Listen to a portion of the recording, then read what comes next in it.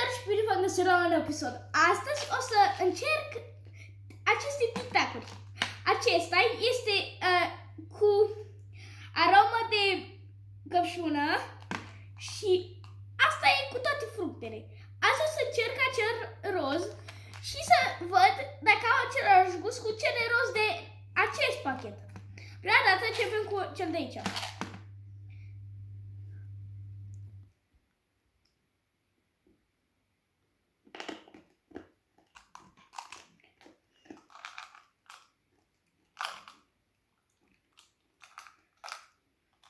Așa.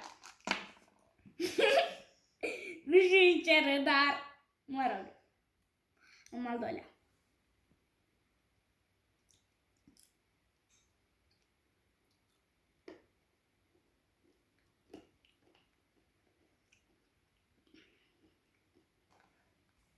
Ăsta e mai dulce decât ăsta.